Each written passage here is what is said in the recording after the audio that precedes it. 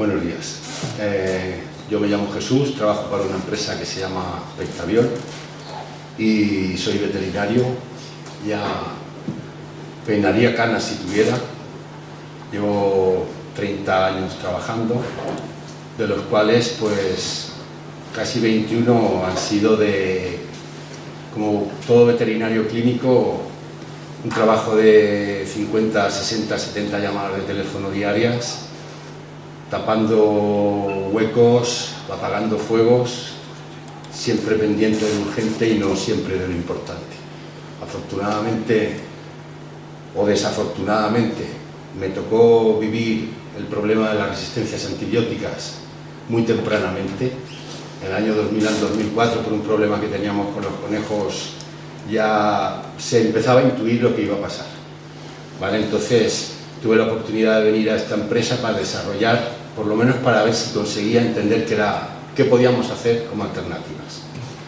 Los retos que tiene el sector vacuno no son muy obvios. El tema de estar pendiente de lo urgente, simplemente viendo los costes de las materias primas, la pelea continua para subir el precio de la leche, el clima, las jornadas que está dando con las cosechas que va a haber este año. Entiendo que haya que estar pendiente de lo urgente, pero como ha comentado Antonio antes, tenemos retos muy importantes por delante, unos que están ya y otros que van a venir pronto, en los cuales estamos trabajando. Todo el tema de contaminación ambiental ya llegará, no tardará mucho, si la situación económica lo permite, pero lo que tenemos encima, desde luego, es el tema de los antibióticos. Para los clínicos es un problema, porque era la herramienta que mejor conocíamos, y ahora pues tenemos que intentar cambiar esto. Antonio ha hecho una introducción perfecta. Nosotros también pensamos que la herramienta es la prevención, pero las verdades siempre son algo muy complejo. Y cada uno pues tenemos, con nuestros 1500 centímetros cúbicos de cerebro, tenemos una visión parcial del tema. Si conseguimos cruzar todas estas informaciones con honestidad, seremos capaces de llegar a alguna conclusión. Yo necesariamente esta mañana he hecho una búsqueda por internet, he puesto personas muertas en Europa por resistencias a antibióticos. Y la Agencia Española del Medicamento directamente dice que 33.000 personas mueren cada año por resistencias a los antibióticos. Esto, que no deja de ser un dato y una población muy pequeñita la que muere por esto, cambia completamente la visión si uno de estos 33.000 te pilla muy cerca, ¿vale? Entonces, esto no va a cambiar. Las resistencias, cuando alguien se te muere cerca por un coli, dice, joder, igual que el ternero, sí, igual que el ternero, y no había antibiótico que te lo haya solucionado, pues esto, la legislación no va a ir para atrás. Tenemos que apoyarnos en herramientas de prevención y cambiar quizá un poco la visión que tenemos de ver el mundo, ¿vale? Así que, a riesgo de ser un poco pesado, vamos a empezar por el principio. Esta cabra va a parir. He puesto la cabra porque no tenía foto de vaca, ¿vale? Hasta que rompió aguas este animal, el feto que lleva dentro estaba estéril. Esto tiene que ser necesariamente así, porque desarrollar un individuo entero a partir de una sola célula en el periodo de tiempo tan corto como los 9 meses y pico que tarda una vaca o los 5 meses que tarda una cabra, no se podría poner tanto orden y tanto desarrollo en presencia de interferencias. Por eso se desarrolla estéril. Pero también es verdad que a las 24 horas en su intestino, cada gramo de contenido intestinal va a tener una contaminación, entre comillas, de 10 elevado a la 8. 10 elevado a la 8 son 100 millones de microorganismos, que a las 72 horas de haber nacido van a ser 1.000 millones de microorganismos por gramo de contenido intestinal. Si lo pensamos en dinero, de no tener nada de dinero y en 72 horas tener 1.000 millones de euros, pues quizá os hagáis un poco la idea mejor de cuál es la dimensión de ese desarrollo microbiano que se va a producir. De no tener nada a tener 1.000 millones por gramo de contenido intestinal en 72 horas, esto significa que a lo largo de la evolución de cada especie se han creado mecanismos que por eso seguimos vivos, porque algo pasa dentro del individuo para que esto no signifique la muerte necesariamente del animal. Entonces, En el mundo que vivíamos de solo antibioterapia del siglo XX, los antibióticos son probablemente la herramienta más útil que hemos tenido y que tenemos. Por eso la legislación lo que pretende es preservar su utilidad. A raíz de los problemas que hay en granjas, uno tendría la tentación de pensar que si pudiéramos mantener estériles los animales, todo iría perfecto. Estos trabajos ya son antiguos, que es ver cómo se desarrollaba un animal en ausencia completa de microbiota. Y lo que se veía es que en vez de tener un organismo normal y bien desarrollado y sano, era justo lo contrario. Absolutamente todos los parámetros, todo en lo que te fijes, sale mal. La temperatura corporal de un animal que está libre de microorganismos es baja. Tienen el colesterol por las nubes, no desarrollan gamma-globulinas. El peso de la mayoría de los órganos está reducido, el consumo de oxígeno es muy bajo, los ganglios linfáticos están atróficos, etc. Y su intestino es este. El intestino de la derecha, de la izquierda, perdón, es el intestino de un animal sano, y el de la izquierda, que veis que no tiene vellosidad ninguna, es el intestino de uno de estos animales criados en ausencia de microbiota. ¿Qué quiere decir? Que por alguna razón todo el desarrollo del organismo depende de que esté en contacto con determinados microorganismos. Unos le van a beneficiar y otros son patógenos.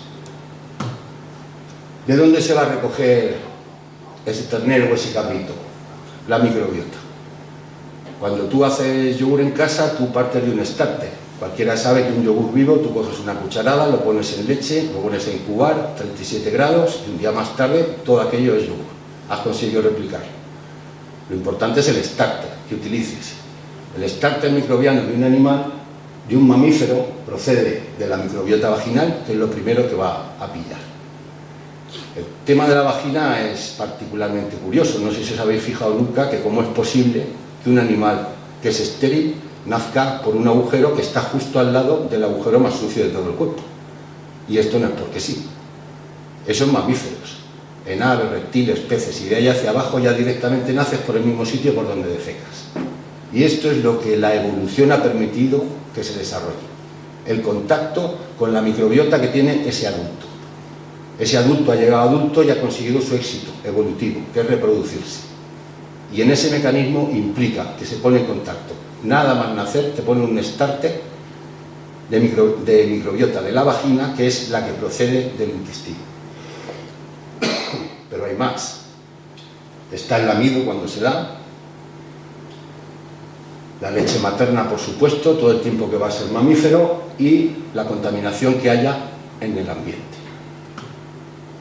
La leche, calostro y leche, sabemos, tenemos claro que no es algo estéril, hay que pasteurizarla, ¿vale? Luego algo hay vivo, y no todo es patógeno.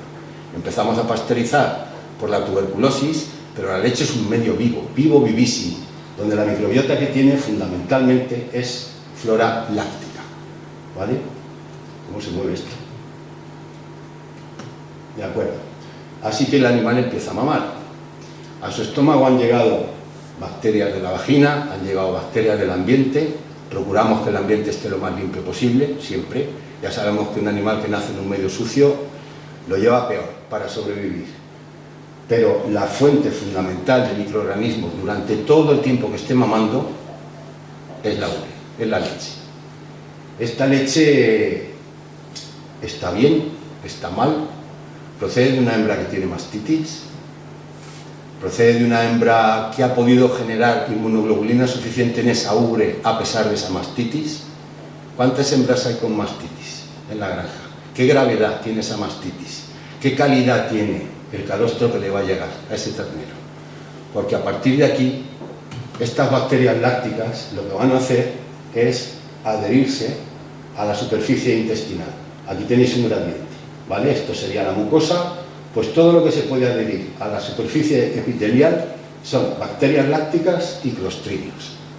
Lo de los clostridios, que es una palabra muy fea, ¿vale?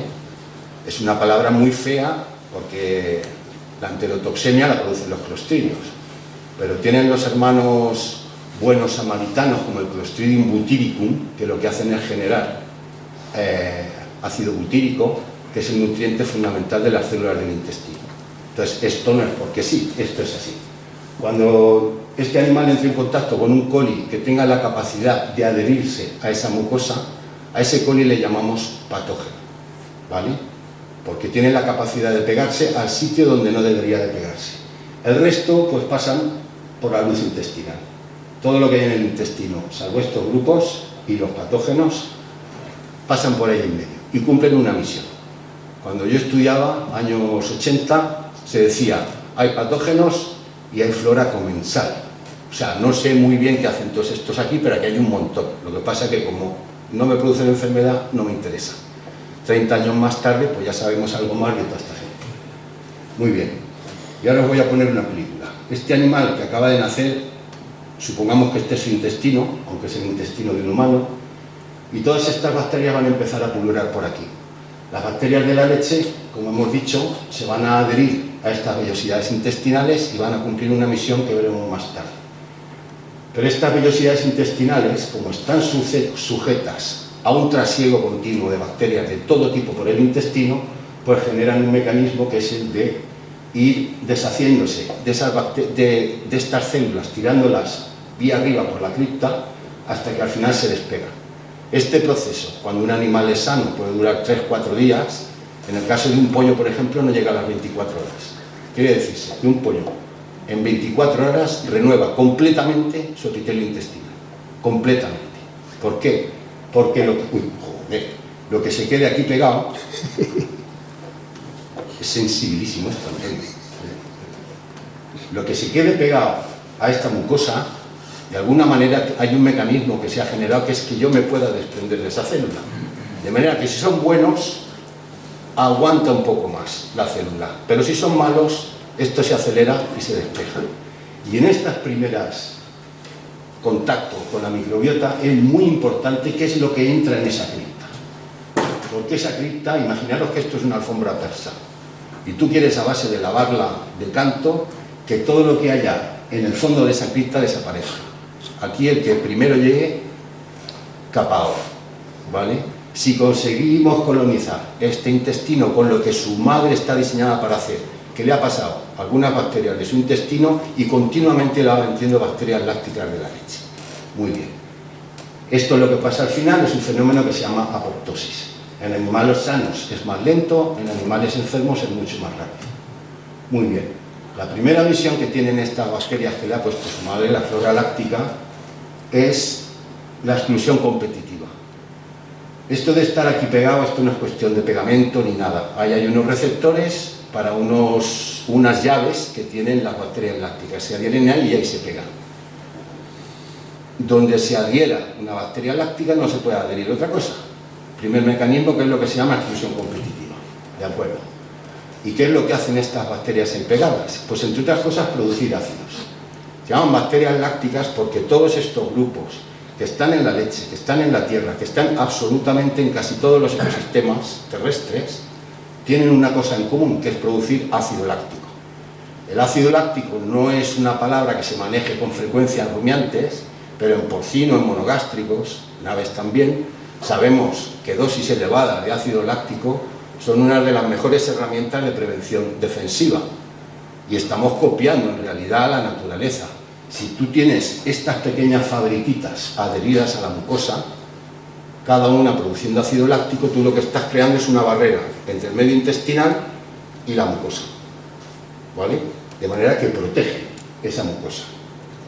Producen el ácido láctico y ya según cada bacteria pues producen otras cosas. Todas producen láctico y algunas otras, acético, propiónico. Además producen otras sustancias, ¿vale?, más específicas, que se llaman bacteriocinas, aparte de sistemas un poco más inespecíficos, el sistema lactoperoxidasa que he comentado anteriormente. Muy bien. ¿Qué efectos tienen las bacterias lácticas sobre la mucosa intestinal? Vamos a ver. Habéis visto al principio una foto. Un ternero con su madre.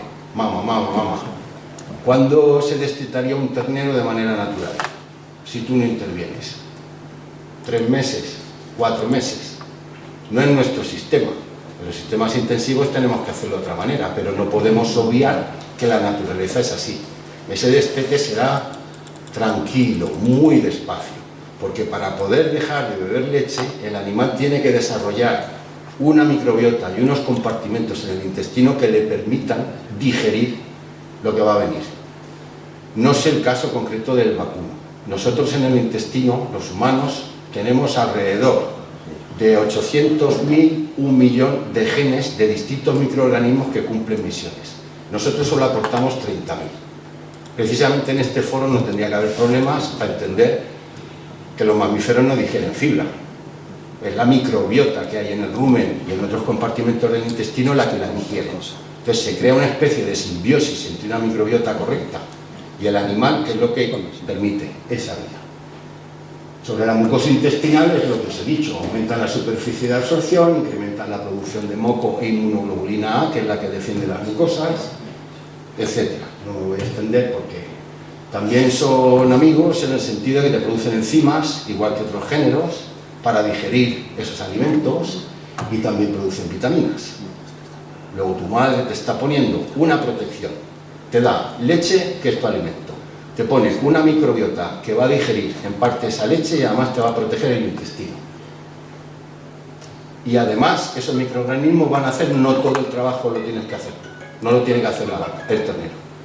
Una parte la hacen los microorganismos en cuanto a la digestión y a la formación de vitaminas. Muy bien. Y por encima de todo tiene una misión muy concreta, que es desarrollar el sistema inmunitario. Aquí es importante tener en cuenta esto de la inmunidad que es. ¿Habéis visto un ternero morirse en verano? Te han avisado, eran las 3 de la tarde, me pilla afuera, ya iré mañana. 36, 38 grados, llegas al día siguiente. Le dices, déjamelo a la sombra. Si no te lo deja a la sombra, al día siguiente lo que te encuentras es un globo. No es un ternero, es un globo con forma de ternero. Nada más, pero es un globo. Se ha descompuesto. A mí lo que me asombra es que ese animal se ha descompuesto porque está muerto. Pero ¿qué esfuerzo inmunitario hay que hacer para no hincharte estando vivo? Este dato no lo conozco en vacas, pero sí sabemos que en humanos del 15 al 20% de todo lo que uno se echa por la boca va exclusivamente a mantener el sistema inmune. ¿Cuánto será una vaca? Yo tengo 8 metros de intestino, punto, ¿vale? De lo que yo llevo encima, kilo y medio es microbiota. ¿Cuánto tiene una vaca? ¿Cuál es el gasto de recursos que precise una vaca para mantener esa inmunidad? La inmunidad no es un ente, es algo que hay que darle de comer y hay que mantenerlo muy bien. Bueno, pues el primer desarrollo de inmunidad, hasta que el animal es inmunocompetente, estaría tomando leche, ¿vale? Estaría tomando leche, con toda esa carga de bacterias y de protección que lleva la leche, de las cuales algunos ha indicado Antonio. Lactoferrinas, hay prebióticos, hay muchas cosas en la leche para que ese animal desarrolle su inmunidad, hasta que agota el calostro. Decimos que animal que no se encalostra es animal muerto. Un animal que tiene mastitis, calostro vale poco, ¿vale? Entonces el calostro te mantiene vivo hasta que ese animal es capaz de desarrollar su inmunidad. Y eso, durante todo ese tiempo, debería estar tomando leche. Pero la inmunidad se desarrolla así. A ver si no toco nada. Estamos en la misma situación de antes, una película, un intestino, donde veis que hay unas células que son de color rosa en la película, que es a lo que llamamos nódulos linfoides, nódulos, todo el aparato linfoide que está asociado a mucosas. Ha comentado Antonio que cuando uno se corta, tienes una reacción de inflamación y una respuesta inmune. Las vacunas utilizan una vía que no es la habitual, estar en contacto con los microorganismos. Los animales normalmente entran en contacto con los microorganismos a través de las mucosas. El 70% del gasto inmunitario se lo llevan las mucosas para protegerlas, especialmente el intestino. Todos los contactos que se hagan con esta microbiota, la buena, la mala, me defiende el calostro, estoy en un sitio limpio, tengo poca contaminación, es una carrera velocísima, intentando desarrollar inmunidad frente a todo lo que hay en el ambiente, que normalmente contactas con las mucosas. Y se hace así. ¿Veis? El epitelio, hay una capa de moco que también intenta proteger, alejar un poco a todo lo que hay en medio, y hay dos tipos de células principales que se encargan de traficar esta información hacia el sistema inmune. ¿Qué es lo que hay en el intestino? ¿Qué es lo que hay en la mucosa respiratoria, mucosa vaginal, glándula mamaria? Toda esa información es procesada por dos tipos de células. Esta que viene por abajo, que es un macrófago, y esa de arriba es un experto, es una célula M, que es un experto en hacer tráfico entre lo que hay en el intestino y el interior. O sea, filtra y dice, tú no vas a hacer daño, no voy a hacer daño, te lo paso al macrófago. El macrófago lo pilla, lo descompone y empieza a pasar información al resto de células para establecer esa inmunidad. El otro tipo de células es esta. Tienen la capacidad de meter un pseudópodo entre las células del intestino, captar información de lo que hay ahí y empezar a pasar la información al sistema inmune para ir desarrollando cuanto antes mejor la inmunidad adquirida. ¿Vale? Estos señores, junto a los neutrófilos, es lo que le llamamos, son parte de la inmunidad innata. Con esto naces. Muy bien. Tomando leche, pues necesariamente este animal pues es curioso, lame el pelo, lame el suelo, lame las paredes, lame al prógeno, ¿esto qué es? Lo chupo. Tiene un gran tanque ahí de bacterias produciendo ácido láctico, ¿vale? Con un intestino protegido, que lo están estimulando las bacterias lácticas para decirle, venga, venga, espabila y coge información de esto porque se nos va a acabar el calostro. Pero claro, ahí ya empieza a entrar en contacto con gérmenes que vienen de fuera. Si lo hiciéramos bien, no teníamos problema. El problema es este. Que en cierta forma nos hemos saltado todo este proceso. Porque la microbiota vaginal puede estar seriamente comprometida. Comprometida porque si hay metritis, esa flora no está en condiciones. Si nos hemos pasado 3 pueblos con los antibióticos dados por vía oral, esa microbiota tampoco es la que debería estar allí. Sin duda, lamido, ya no dejamos que los animales laman a las crías, por lo menos si lo hacen de día, si es de noche, lo que hayas pillado, pillado.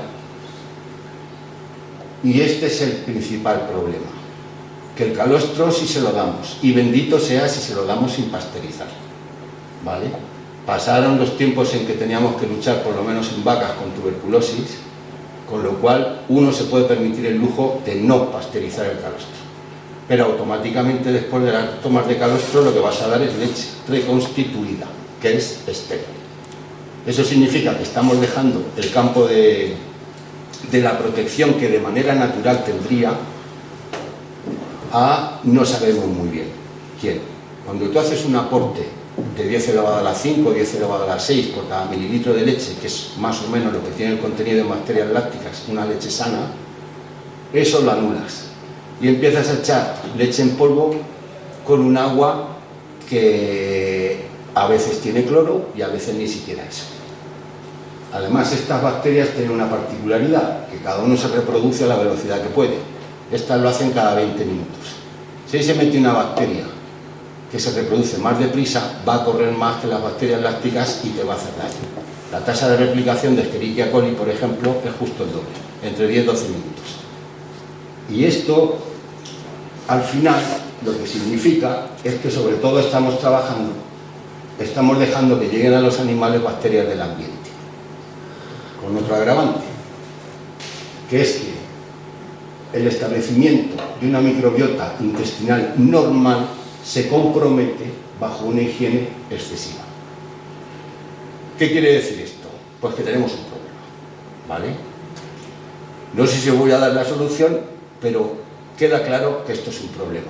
Claro, esto en los años 90, como muy bien ha dicho Antonio, lo solucionamos de una manera muy fácil. Has comentado Gentamox. Gentamox es una combinación que mata a los dos tipos de bacterias que conocemos, las que se tiñen de positivo y las que se tiñen de negativo. O sea, tú utilizas un tinte que se llama Gram y allí tú distingues dos tipos de bacterias, las que se tiñen de morado y las que se tiñen de rojo. Pues mira, esa combinación se lo carga todo. ¿Qué estamos haciendo? Pisar, pisar, pisar, que no me haga daño, que no me haga daño. Y el animal desarrollará la inmunidad como buenamente pueda. Porque tantos millones de años de evolución no nos la cargamos nosotros al instante. Pero claro, ahora sí, no tenemos esas herramientas, porque hemos generado resistencias y ya el Gentamox no vale. ¿Vale? Pues ahora, ¿cómo arreglamos esto? Muy bien. No digo ya los errores de manejo. Ese ternero que salía al principio, siempre maman en la misma postura, si quiere, porque la vaca no se va a subir una escalera para que le mame el ternero. Esa es la postura. Esa postura cierra la gotera esofágica y si cometemos errores de manejo tan tontos como el de no poner la tetina a la altura adecuada, lo que estamos provocando es permitiendo el paso de esa leche reconstituida al rumen. Y aquí esto empieza a fermentar y aquí empieza el vino. Ya tenemos bastantes problemas como para cometer errores de manejo, ¿vale? Muy bien. Así que, pues esto no es nada anormal, que yo le tenga que echar una manta encima a un ternero porque está helado de frío, porque no mama bien, porque lo que mama no lo aprovecha, porque tiene diarrea, ¿vale? La otra podríais pensar, oye, ¿será calostro, no será meconio, no será meconio? Pero cuando encuentras leche a medio digerir que ha salido por el culo, pues ya empiezas a tener más claro que hay un problema intestinal. Puedes encontrarte a unas edades un poco mayores, a partir de los 20 días, heces de estas que son de un color raro, tirando a gris. Aquí ya normalmente hay participación de protozoos también. Y hay problemas, este problema de protozoos, la coccidia o el criptosporidio, pues termina, sobre todo la coccidia, termina dándote animales de este tipo. Animales que no hacen peso, pero que tienen un volumen digestivo muy grande, panzones. Y tienen otra particularidad, que no se suelen morir. La tercera particularidad es que para darle de comer a un bicho de esto y ponerlo en peso, se puede comer tranquilamente el 50% más de alimento de lo que te comería un animal normal. O sea, sí, tenemos un problema y lo sabemos todos. Estos problemas suelen ser de animales ya de más edad, pero en algunas granjas donde la calidad del calostro no es la correcta o no protege frente al problema que tú tienes, problemas respiratorios, pues ya tienes animales mermados desde muy joven. Cuando no los tienes así, cuando no tienes oftalmitis. La primera pregunta que haríamos como clínicos, ¿este animal se ha encalostrado bien? La respuesta es sí o es no. Pero hemos dicho, ¿este animal se ha encalostrado bien? ¿Qué calidad tenía ese calostro? Una parte del manejo es controlar las calidades del calostro, ver cuántas inmunoglobulinas tiene. Y una de las dejas, los calostros que no valen se deberían de quedar fuera y los buenos utilizarlos. Muy bien. Entonces, ¿por dónde le metemos mano a esto? Pues yo particularmente un día caí en una cuenta. Estaba en un desastre. Una enfermedad, 70% de animales enfermos, 70% de animales enfermos de un cuadro digestivo, una mortalidad del 25% a pesar de antibióticos, a pesar de rehidratantes, porque había resistencias a antibióticos, porque no siempre hemos analizado en el pasado, ahora lo estamos haciendo más. Pero me pregunté, ¿por qué hay un 30% que no se ha afectado a esto? ¿Vale? Si te fijas en que se está muriendo el 25% y que tienes un 70% de animales con diarrea, igual no caes en que hay un 30% de animales ahí que no les está pasando nada. Entonces nos dedicamos a escarbar aquí y allá y a aislar bacterias de estas que pasa la madre hasta intentar reconstituir a la madre universal, la madre perfecta, que es lo que hemos hecho. Y lo hemos transformado. No es un probiótico, es un posbiótico. Trabajar con probióticos es muy complicado, porque no controlas bien las concentraciones, porque en la conservación de los productos normalmente hay muchas pérdidas, terminas vendiendo una cosa que no es lo que ha salido de fábrica, y si no, daros una vuelta por las farmacias. Cuando te dicen una caja de probióticos que tiene la concentración tal, yo he analizado algunas y bueno, hay de todo, ¿vale? Entonces tiramos por el posbiótico. ¿Qué es un posbiótico? Un posbiótico es que nosotros hacemos un cultivo de estas bacterias que hemos seleccionado por sus propiedades, que luego os contaré, y los utilizamos como si fueran vacas. No queremos tener mucho número de bacterias, lo que queremos es ordeñarlas. Y si estas bacterias en vez de dar 35 litros nos dan 40, vamos bien. Eso es lo que hacemos. Cogemos los metabolitos, luego lo inactivamos todo y esto es lo que utilizamos de base en todos los conceptos de lo que hacemos. En general, tenemos un paquete básico, que es el paquete inmunitario, pero que tiene estas propiedades.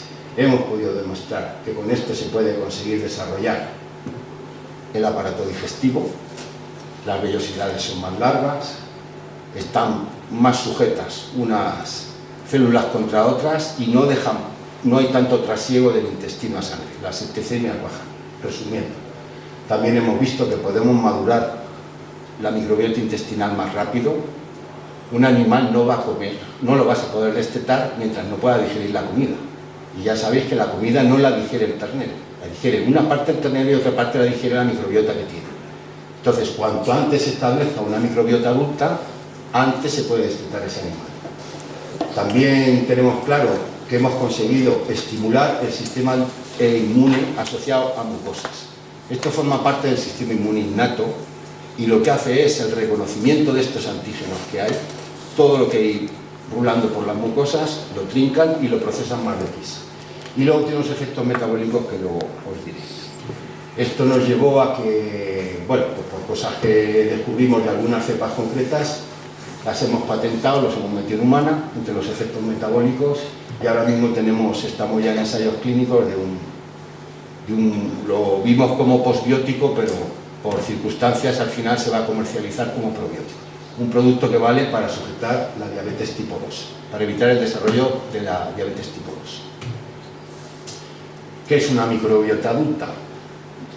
A ver, la microbiota se tiene que ordenar, y el orden es que bacterias como esta, que es capaz de digerir un polisacárido, llamado celulosa, va a producir unos metabolitos, que a su vez va a coger la segunda, que va a producir otra cosa, que a su vez va a ir a una tercera, que va a producir otra, y al final pues tenemos un metano, CO2 y cosas muy primarias, amoníaco. Esta población, esta estructura poblacional que tiene que estar ordenada, pues lleva un tiempo en desarrollarse. Uno de los problemas que teníamos cuando abusábamos de los antibióticos es un cuadro muy típico de un animal muy sensible, que es el chivo. A un chivo o a un cordero, tú le metes Gentamox, precisamente Gentamox por boca, y en vez de darle 0,5 mililitros, que era lo que había de dar para su peso de 5 kilos, le metías 2, que es la tentación que te da cuando ves que aquello no se corta, y resulta que el animal, la diarrea se le cortaba de cuajo, pero dejaba de nevar, ¿vale? Habíamos generado una disbiosis, te has cargado un montón de microorganismos, pero es que toda la cadena trófica esa que había ordenada también te la has cargado, ¿vale? Todo esto tiene una serie de toxinas que terminan en el hígado dijo, hasta aquí llega un valiente, y el animal no come. Y tú llegabas allí, no tiene diarrea, pero empezaba hambre, pero no quería comer. ¿Por qué sabíamos que era del hígado? Porque tú le dabas un soporte hepático y el animal conseguías con suerte volver a arrancar, ¿vale? Muy bien. ¿En qué consiste el efecto antiinflamatorio? Una parte. El efecto del desarrollo inmunitario y el efecto antiinflamatorio de las cepas que estamos utilizando ahora mismo, en todos los estudios que hemos hecho nos ha pasado esto de aquí. El complejo mayor de histocompatibilidad es las células que tienen que procesar los antígenos llevan unos enganches que enganchan a las bacterias. Estos enganches son específicos pues, de enterobacterias, son específicos de hongos, de bacterias gram positivas, y lo que hemos visto es que hay uno que es general, que es el complejo mayor de histocompatibilidad tipo 2, y esto siempre se desarrollará significativamente.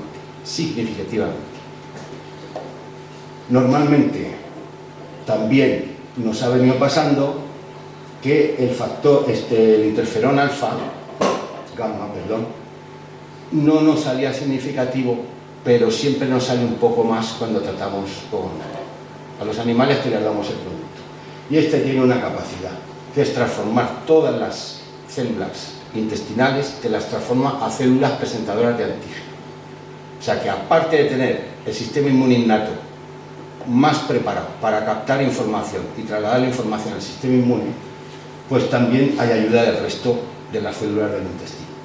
Y entre la medición de las interleuquinas, que es lo que solemos medir para ver si los efectos de esa inflamación es beneficiosa o no es beneficiosa, la interleuquina 10, que es una interleuquina antiinflamatoria, siempre nos sale significativamente superior.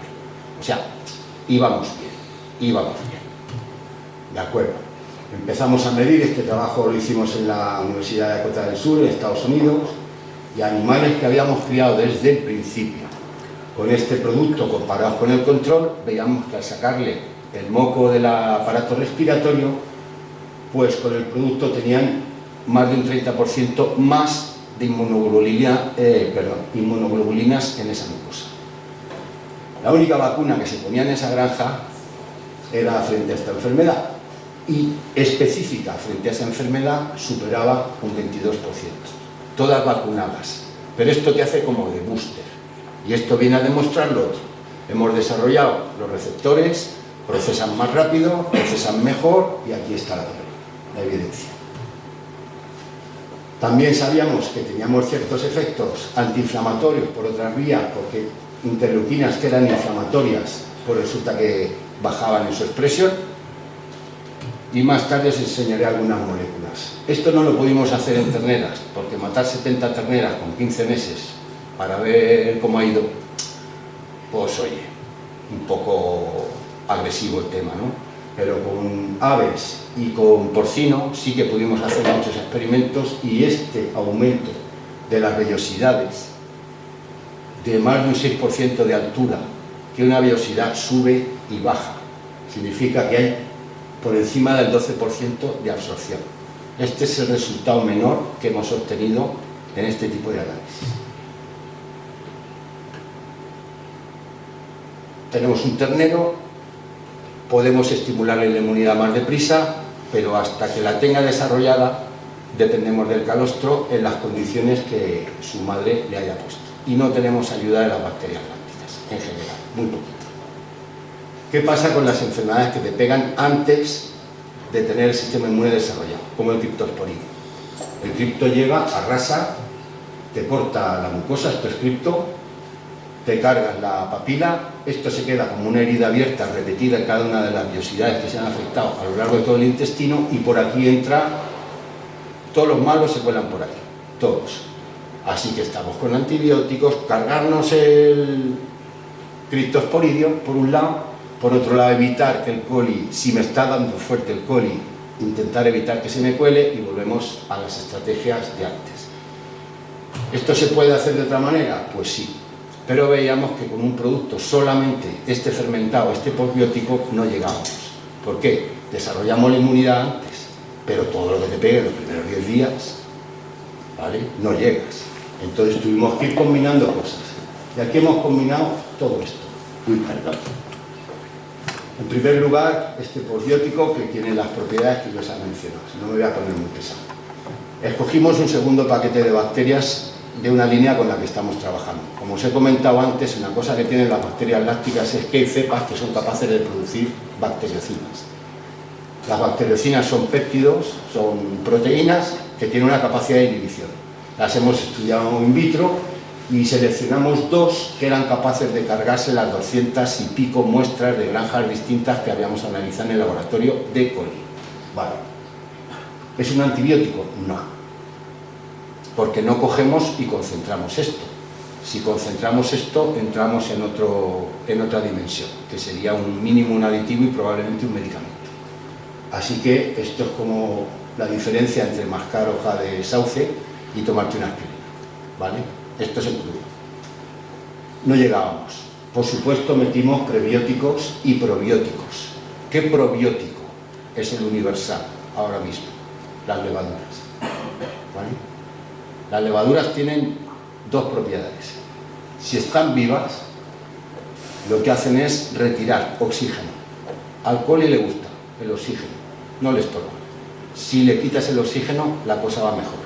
En el rumen, si hay oxígeno, la celulolisis la haces mal.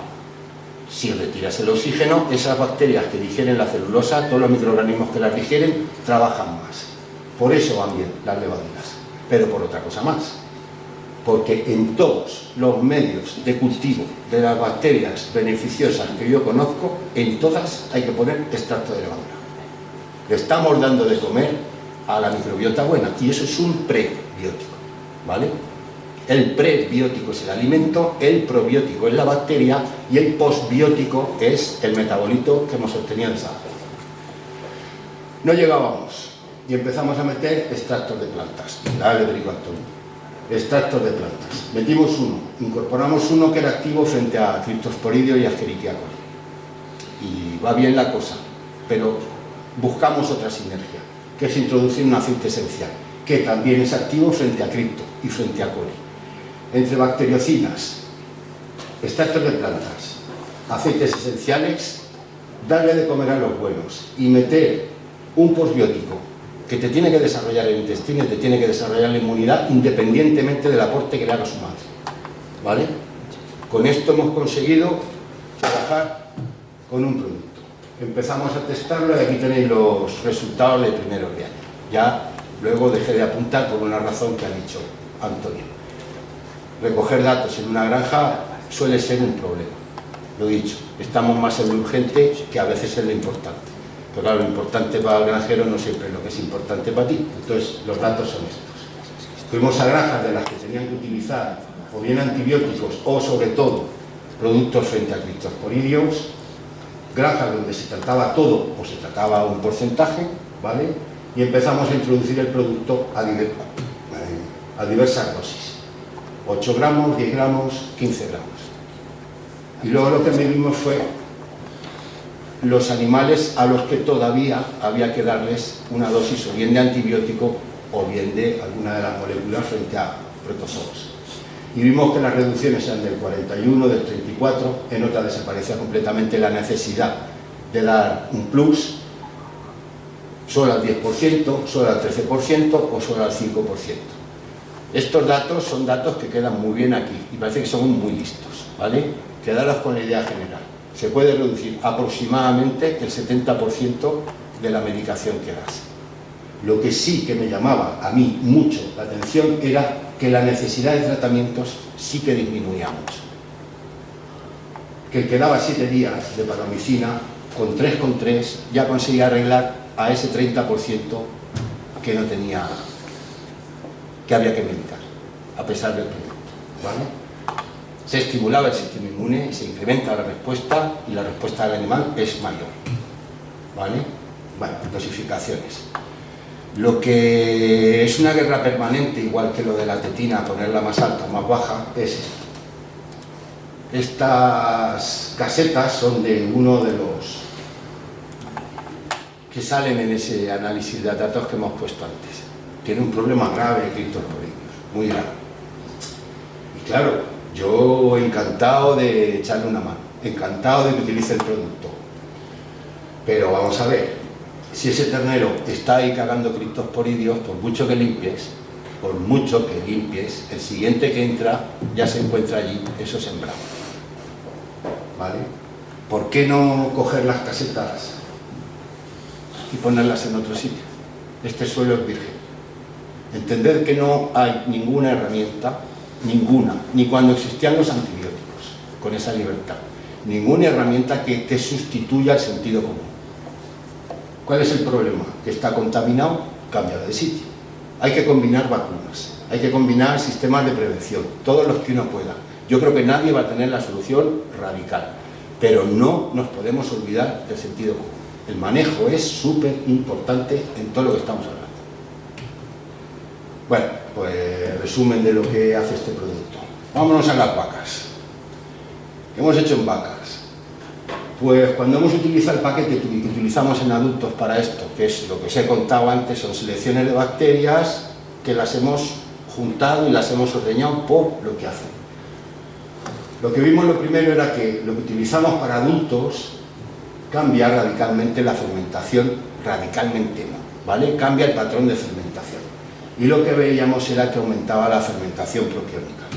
El último trabajo lo hemos hecho este mismo año en Madrid y ya es una fermentación muy sencilla, es solo de 24 horas, no es la verdad. Una vaca, ¿cuánto decían los libros de antes? Tú le cambias la comida y tienes que hacerlo graduar hasta que el rumen se adapta, que tarda de 3 a 4 semanas, ¿vale?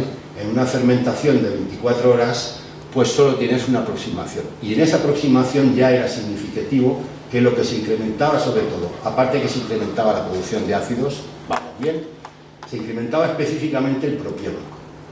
Aquí hay 3 ácidos que os sonarán porque es de los que hablamos siempre: acético, propiónico y butírico. El butírico nutre el intestino, el acético es el precursor de la grasa en la leche y el propiónico es el precursor de la glucosa. Si hay más glucosa en sangre, pues tú consigues tener más precursor para producir más leche. Y aquí lo dejo, ¿vale? También vimos que incrementaba la proteína digestible intestinal. Y esto se traducía de 2 maneras. Una, que bajaba la tasa de urea en sangre y leche, y la otra que podíamos recoger menos proteína en las heces. Si se la das por boca y no está en heces, ¿dónde está? Pues se ha metido dentro, ¿vale? O sea que también más nitrógeno, pero no en forma de urea. Hicimos una experiencia en la Universidad Politécnica de Valencia con un proyecto europeo que tuvimos y descubrimos, y ahora por favor calmaros, ¿vale?, que cuando empezamos el experimento todas las cabras estaban aproximadamente en 2 litros 100, pero a los 10 días de empezar el experimento el lote que llevaba lo nuestro se había metido en 2 litros y medio. Y claro, esto a mi jefe lo puso loco. Oh, digo, no, tranquilo, esto no puede ser. Igual nos pasó en Italia. Metemos el producto en una granja y suben 8 litros las vacas. Digo, ¿qué? ¿Cómo que 8 litros? Había habido un cambio de ración, un cambio de manejo, un cambio de muchas cosas. Milagros los justos. El horror aquí fue que le encargamos que nos hiciera el pienso a una empresa que en vez de mandarnos el pienso con el 17% de proteína, que es lo que le habíamos pedido, nos mandó el pienso con el 21%. Y nos enteramos luego. En vez de cagarse hasta el apuntador, que era lo que tenía que haber pasado, lo que pasó es que las cabras subieron de leche. Entonces, además con una significancia descomunal, ¿vale? ¿Qué significa eso? Pues que con lo que hemos hecho en Italia, con los trabajos que hicieron estos, con la otra gran núcleo de trabajo que tenemos, que es la zona de Talavera de la Reina, lo que hemos aprendido, bueno, esto, 2 litros y medio, pero es que además con menos urea que tenía el control, ¿vale? Esto es importante, por lo que os contaré luego. Entonces lo que hemos aprendido es que hay la fracción de fibra que se digiere es mayor, ¿vale? Digieren más fibra. Esto no hace falta que lo diga yo, esto ya lo dicen los animales cuando toman el producto y lo que digan ellos es la pura verdad, ¿vale? Pero también hemos visto que podemos concentrar las raciones, que los almidones, que hay escuelas del 21-22% almidones, escuelas del 25% almidones, escuelas del 27%, pero no hay escuelas del 30%. Y tenemos muchos animales comiendo hasta el 30% de almidones. No a lo largo de todo el ciclo, lo hacemos en un momento muy concreto, que es el posparto. Después del parto la vaca va a producir más que pueda recuperar por lo que come. Entonces, si consigues concentrarle la ración sin que le haga daño, ese animal va a recuperar más deprisa. Esto, el objetivo con el que lo empezamos ya no es el principal. Esto empezamos porque queríamos aumentar la condición corporal de la vaca después del parto para que quedara preñada cuanto antes. Una cosa que ha pasado a ser secundaria desde que se dispone del semen sexado. ¿Qué más me da a mí que se me quede preñada en la mitad? Mientras sean todo hembras, ¿no? Pero sí que hay otra cosa. El peso o la pérdida de peso que tenga el animal al parto, el problema que te va a generar es que no coges pico de leche. Puede llegar un momento en que el animal agote sus reservas y diga, hasta aquí llego. Y pico después de pico normalmente no hay. O sea que si no llega donde tenía que llegar, probablemente ya no va a llegar. Nos valió para esto. En proteínas, sin embargo, la escuela no fue aquí. La escuela fue en Italia. En la zona de Parmesano Reggiano, Grana Padano, allí se puede cobrar la leche o puedes cobrar en queso. Cobras en queso a 1 año, a 1 año y medio o a 30 meses, que son los 3 quesos de parmesano que hay. Hay que tener mucho riñón para aguantar 30 meses. El litro de leche tampoco vale 52 céntimos, ¿vale? Cuando lo cobras a los 30 meses. Pero lo que sí queda claro es que allí lo que querían era litros. La alimentación en energía la llevan bien y allí lo que hacen es forzar mucho la proteína, hasta el límite. Bueno, pues sabemos que aguantamos bien hasta el 18%. Lo que os he dicho de la fibra lo tenéis aquí. Esto es tan sencillo como hacer un cribado de heces antes y hacer un cribado de heces después. Si tú ves que la criba gruesa, que es la que retiene la fibra, te baja, digieren mejor. O tener el ojo fino, que se suele ver, ¿vale? Una y otra vez. En condiciones algunas deplorables como son los meses de agosto, no digo nada, no hace falta que os diga nada. Yo soy de Murcia, pero aquí también habéis pasado lo vuestro, este verano. ¿De acuerdo? Así que teníamos eso. Aumenta la fibra, aumenta el consumo de materia seca en verano. Esto no entendíamos por qué. Sí sabemos que aumenta el tiempo de runia, que ya es una masticación más, que ya es una preparación mejor del alimento, pero tenía que haber más cosas. Las conclusiones que sacó el investigador que nos hizo esto en Italia fueron que el producto mejoraba los desórdenes digestivos asociados a clostridios. Todos los receptores TLR2, que son los que captan los clostridios, están estimulados con el producto este. Que la acidosis, debido a un exceso de almidón, se reducía. Se trabuca mejor y producen más ácidos, específicamente proteínicos. Y que mejoraba la digestión de los forrajes de baja digestibilidad. El resto de las conclusiones también son chulas, pero aquí nos llevamos a un punto y es que ya había que ponerle nombre a las cosas. Mientras tú trabajas con alquimia, no va bien. Entonces lo que hicimos fue un análisis de metabolómica para ver qué moléculas estaban implicadas en estos procesos. Y encontramos que de algunos de los productos postbióticos, algunos de los postbióticos, de los metabolitos que teníamos en algunas cepas, producían moléculas que eran antiinflamatorias, que identificamos estas dos. Y vimos que había una gran variedad de moléculas que tenían influencia en el sistema nervioso. La leche se puede medir, ¿vale? La grasa se puede medir, pero ¿cómo mides el confort? ¿Cómo mides que una vaca está a gusto? ¿Eso cómo se mide? ¿Cómo mides un efecto muy común que es decir, veo a las vacas? ¿Esto cómo se escribe? ¿Vale? ¿Cómo se escribe esto? Bueno, pues vimos que había neurotransmisores, o sea, metabolitos que actuaban como transmisores. Ya teníamos claro que la serotonina, el 70% de la serotonina, la hormona de la felicidad, se genera en el intestino. Hay una comunicación directa intestino-cerebro que es continuamente. ¿Cómo estáis? Aquí vamos bien, pues aquí vamos bien. ¿Cómo estáis? Vamos bien, vamos bien. Ese teléfono es la serotonina, uno de ellos. También vimos que se producía triptamina, que es una primita de aquí de la serotonina, la feniletilamina. Esto cuando lo miras en internet, en humanos se relaciona con el sentimiento amoroso. O sea, felicidad por todas partes. Y una muy importante. Hemos encontrado varias xantinas y esta tiene una propiedad, que es vasodilatador. Porque una cosa que veíamos era que los animales en verano apuraban la ración. Bien. Decíamos, digieren mejor, pues sí, pero además son vasodilatadores, o sea, el estrés calórico lo llevan bien. También aportábamos antioxidantes y, por supuesto, enzimas y bacteriocidas. ¿Para qué vale entonces un producto de estos? Pues es una herramienta nutricional. Yo creo que nadie debería de irse a un 30% de almidones o un 18% de proteínas sin tener una mano que se dedique a mirar para hacer esto gradualmente y que no nos haga pupita. Pero también vale como tratamiento. Una de las utilidades que nos dio un granjero, luego os contaré una anécdota, fue que si tú le das 60 gramos de producto del ruminante tal cual, el de fábrica, se lo das por boca, el 90% de los problemas asociados a digestivos, me hincha a comer, la vaca se hincha un poco, todo eso, el 90% se carga, ¿vale? Y medimos también efectos metabólicos. Esto es lo que nos llevó a la patente aquella de Humana. Hemos visto que sistemáticamente, cuando tú das una dieta de mantenimiento, llámale recría, no hay problemas hepáticos y lo mismo da darle el producto que no. Pero si ese animal no es de recría, que es de engorde, o es una vaca que le están metiendo fuerte de comer, entonces las enzimas hepáticas normalmente están más elevadas. Cuando uno hace un análisis de sangre, yo lo primero que hice fue clínica. Entonces a mí lo de sacar sangre y hacer un perfil hepático, perfil renal, me venía de serie, ¿vale? Y sí, cuando tú le das de comer fuerte, si hacéis el análisis de sangre a un pollo que tenga 47 días y 2 kilos y 3 cuartos, se lo enseñas a un médico y te dice, para el hospital pues no, va para el matadero. Los llevamos fuerte, ¿vale? Tienen una vida corta, hay que aceptarlo, esto es así.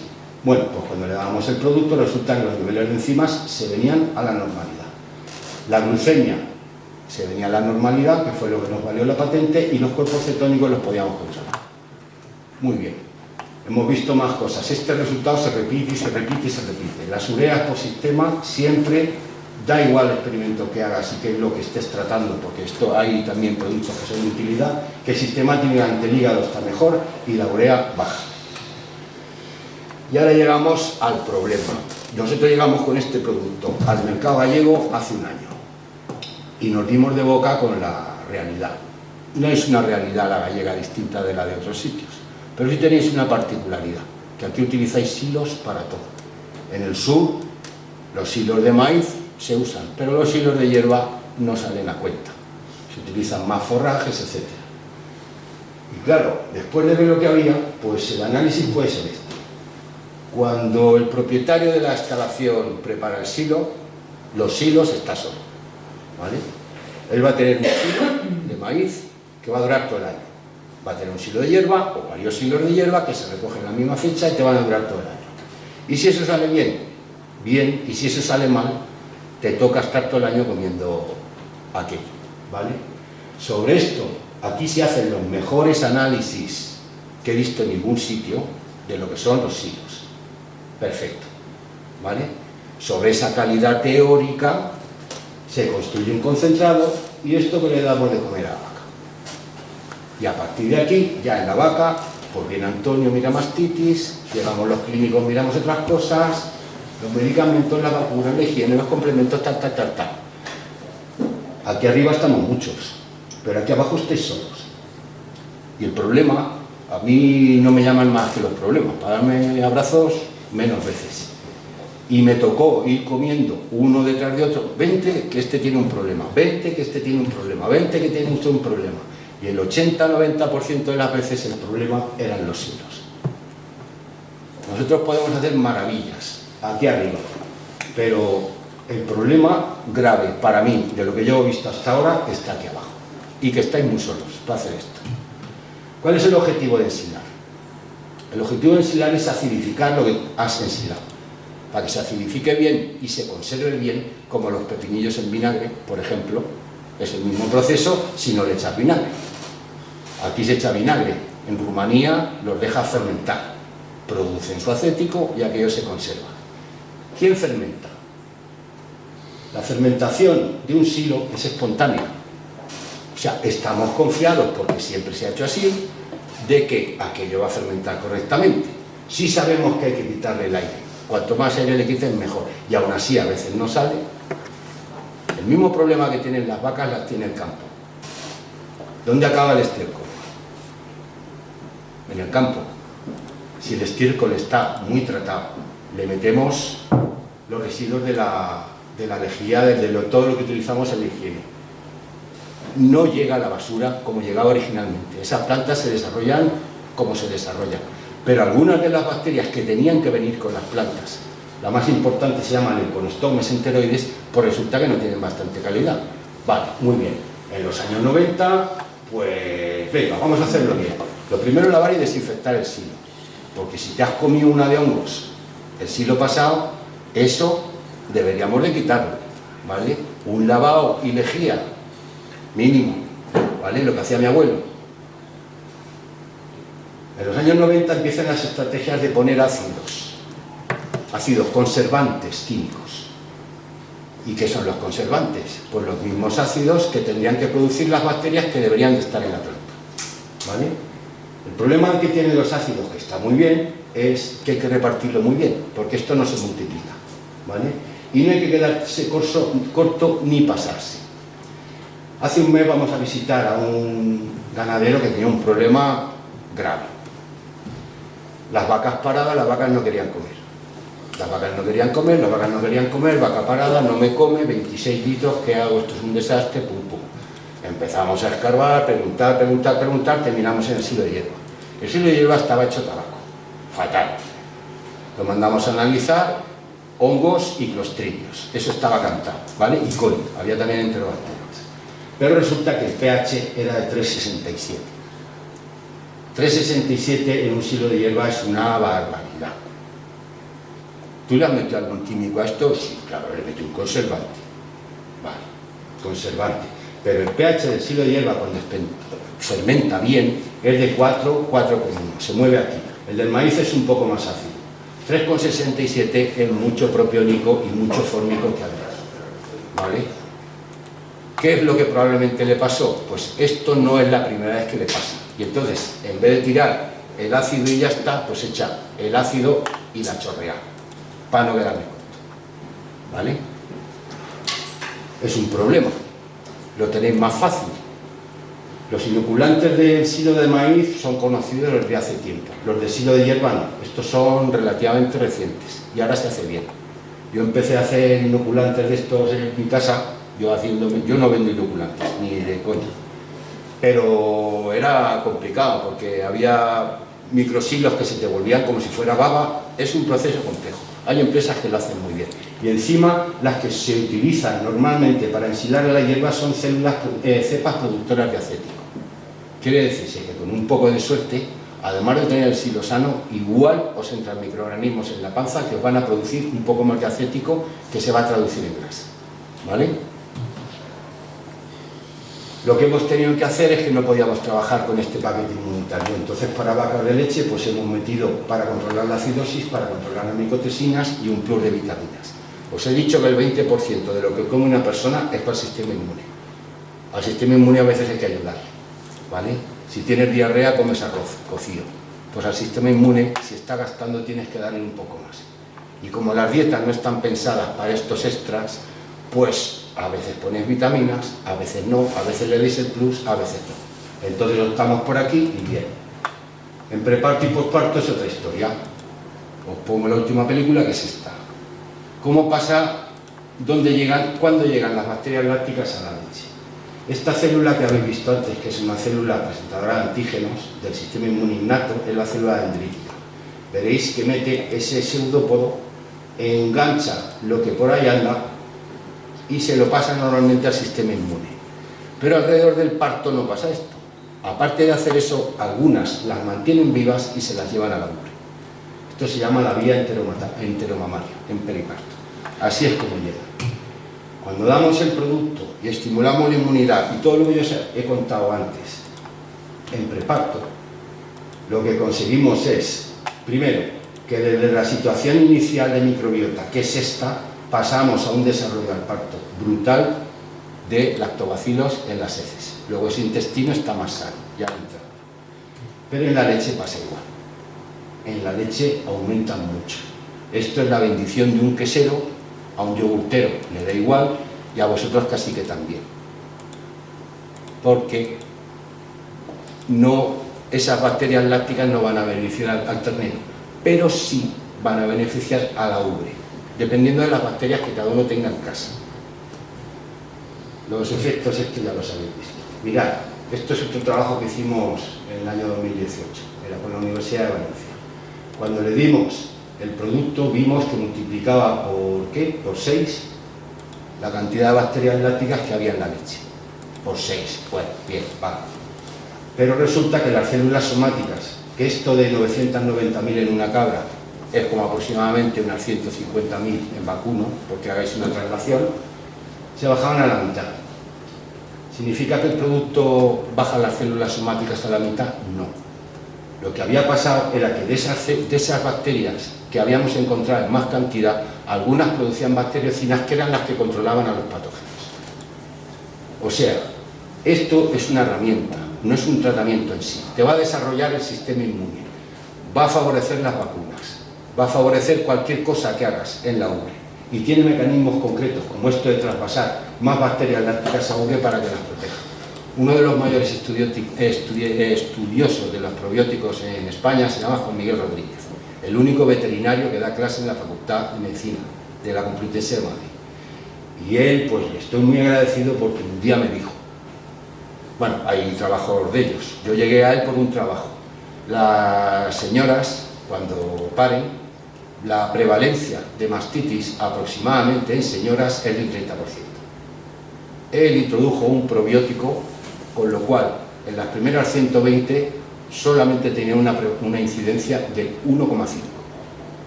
Cuando llevaba 4.500 mujeres, que eso ya no está en el estudio, la prevalencia había subido al 3.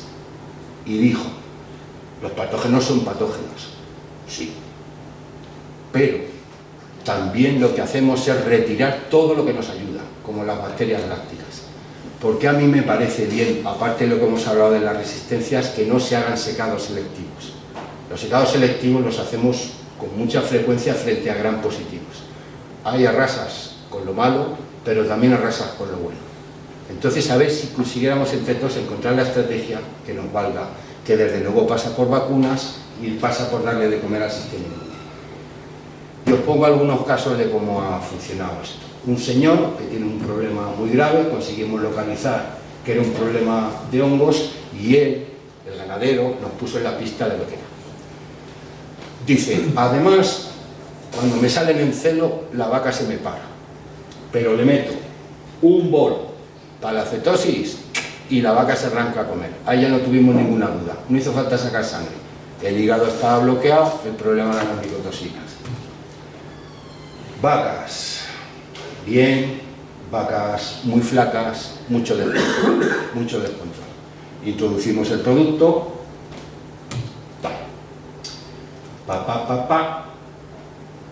se lo damos y además, por alguna razón que no entiendo, este hombre estaba dando 600 gramos de urea por vaca al día. Recomendación de no sé muy bien.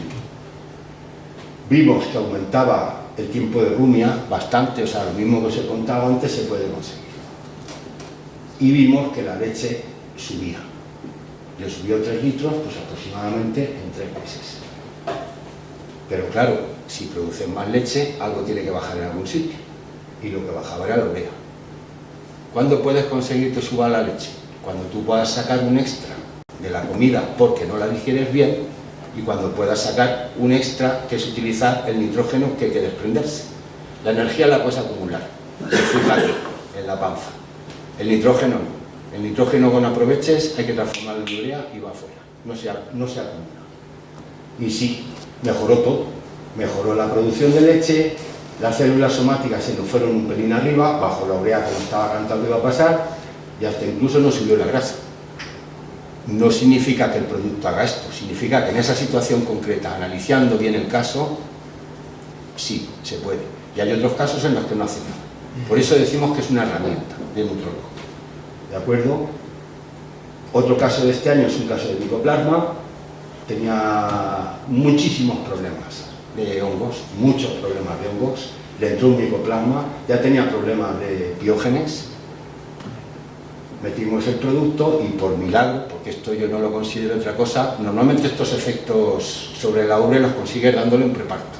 En lactación ya es más complicado. Pero él sí, él tuvo un bajón de células somáticas, inmediato. Y la urea le bajó y la leche lo subió. El comentario bueno fue este. He pasado a controlar las mamitis con un pinchazo en vez de con 3. Esto legalmente a lo mejor no se puede hacer, pero sí que es otro indicador de que la inmunidad se mejora. Y este es otro caso pues, de este verano. La curva naranja es la curva del año pasado, perdón, de este año, y esta es la del año pasado. Y aquí pues nos ha subido la grasa. Antes hablaba Antonio del análisis de datos. Yo a mí estos datos no me gusta enseñarlos. Cada uno en su casa tiene lo que tiene, ¿vale? Y la situación de uno no es extensible en ningún sitio, pero sí que tenemos bastante claro, se puede predecir qué es lo que va a pasar en granja, en parte. A este pues fue un café, luego nos jugamos con él, café está ganado y ya está. Los litros, pues no lo subieron. ¿Cómo le van a subir? La urea es 160. Si no hay nitrógeno de sobra, el animal ha empleado la fermentación suya para subir la grasa, pero no podía subir leche. Entonces todo tiene que ser una herramienta, ¿vale?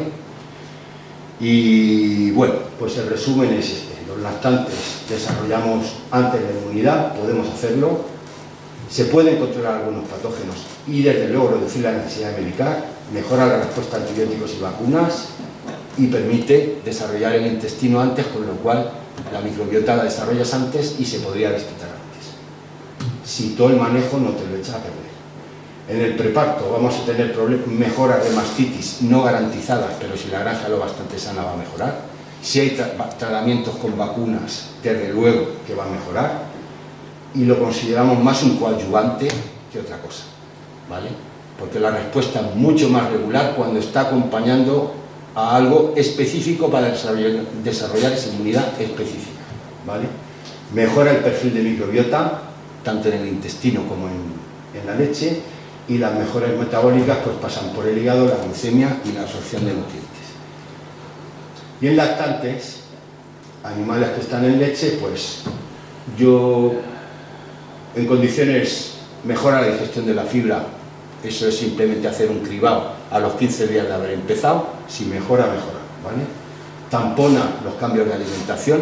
Cuando hay mucho vaivén de alimento, las vacas hacen cosas raras hasta que se acostumbran, 3-4 semanas. Aquí puede echarle una mano. Aumenta la glucosa, disminuye la uremia y nos gusta mucho cómo trabaja el producto en calor y ahora ya sabemos por qué, ¿vale?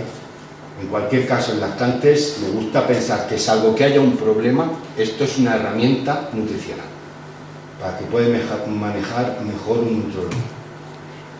Y nada más, daros las gracias.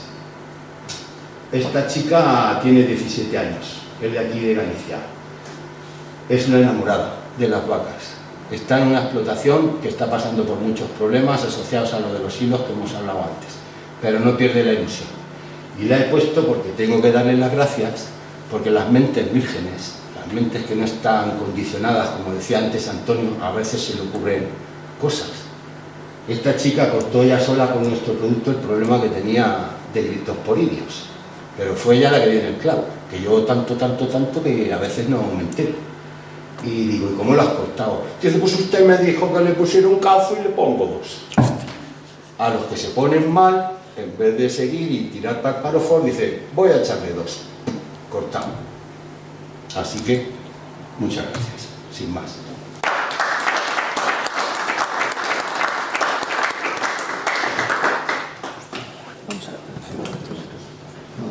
Y si queréis preguntar algo, bien. Y si no, pues nos vamos a por una toalla, porque yo estoy sudando un pollo.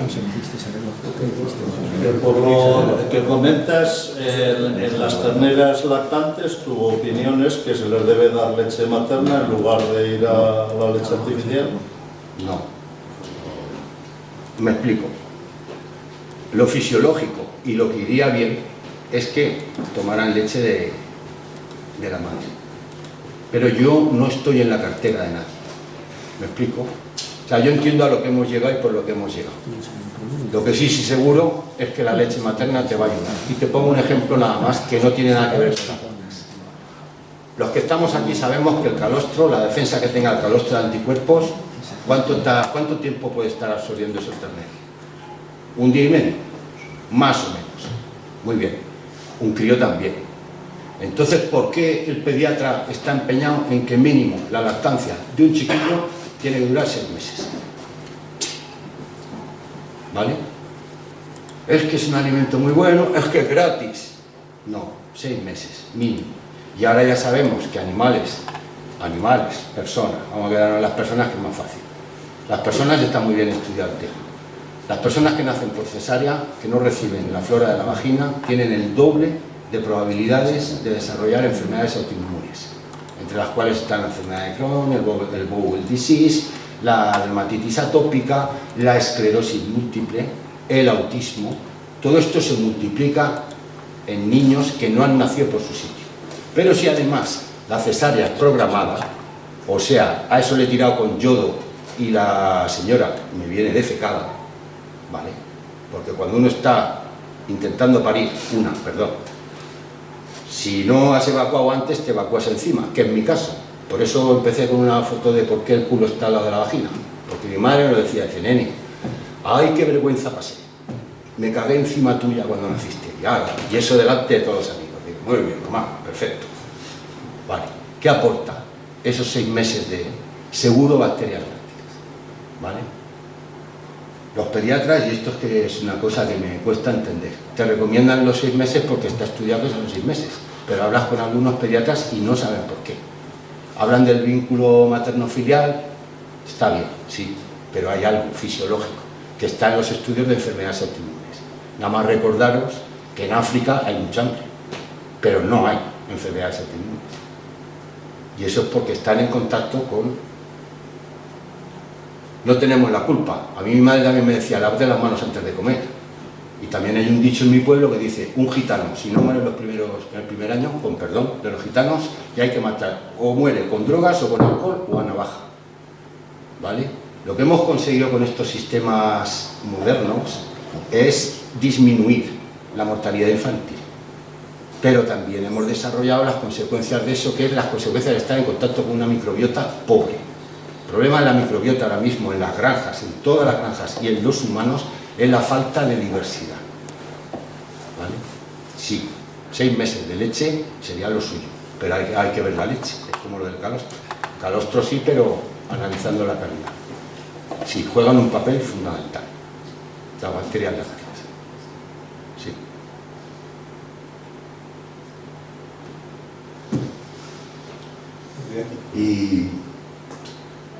Y gracias a los presentes que me han echado una mano en tantas cosas, Antonio con su sapiencia, Rubén, y a los granjeros, porque esta es la anécdota que os quería contar. El martes me preguntó un granjero, dice, oye, ¿tú cuánto has aprendido en la carrera? ¿Tú dónde has aprendido? Digo, pues yo he aprendido. Cuando salí de la carrera sabía muchas cosas, pero no sabía nada. El 70% de lo que yo he aprendido lo he aprendido en las granjas. Y luego lo he tenido que cribar. Y ya he seguido yo solo. Pero no tiene sentido la ganadería, el veterinario no tiene sentido sin la ganadería. Y entre todos podemos sumar, ¿vale? Con un trabajo honesto, esto lo llevaremos a buen término. Sin más.